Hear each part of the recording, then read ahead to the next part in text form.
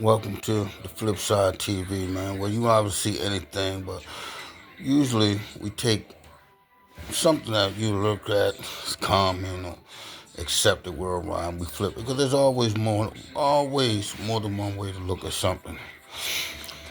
So today, I'm just going to take a look at Tank Davis is making the news and not for holding his hands up in the ring as a victorious boxer, but as um as a wanted man. There were multiple incidents with him that many would describe as DV, and it get emphasized as it should. Um, it's not something that should be taken lightly.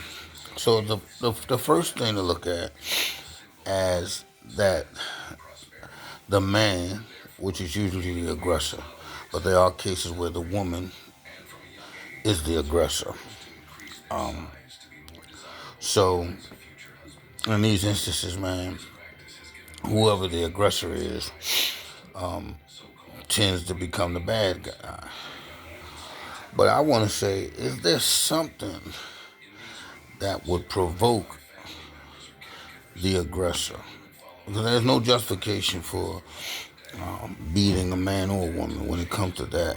I'm not condoning any violence, but I'm saying is simple. Is there reason or cause for violence? Because there's more than way. There's physical abuse, there's verbal abuse, there's emotional abuse, and people go through these in these relationships with these DV cases because he's a high profile individual. He's going to catch more light and more slack. Now, if you was to play devil advocate and ask, why did you do what you did? Let's say there's no justifiable reason to harm another physically, verbally, or emotionally. But there has to be some instances where if one is provoked, I don't think this action should be excused, but it should be, I don't know, not understandable either, but you should try to understand someone's viewpoint. The same way if the roles reverse now, if she did to him what allegedly she said was done to her, would the people feel the same way? The other thing is, if someone else's actions or behavior triggers you in a way that you want to do them physical, emotional, verbal harm, then that should be something that should tell you something about you needs to be corrected. We live in a world where don't disrespect me, and in words. Like if you call somebody the B word or the N word or the F word, it could end up being a violent situation.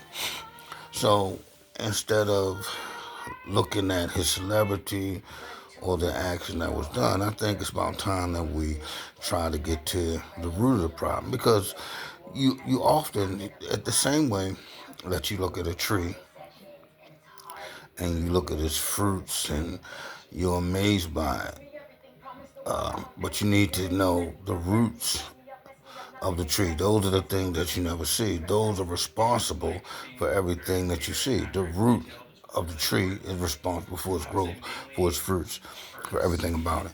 So, could it be that Tank and other people who are dealing with these situations, could they have something in their roots that is manifesting and cause them to react in the behavior and the manner that they're doing? Again, I don't condone any violence, man on woman, woman on man, child. I don't condone any violence, but I think that it's time that when the situations occur, we begin to look at the root and not just the tree.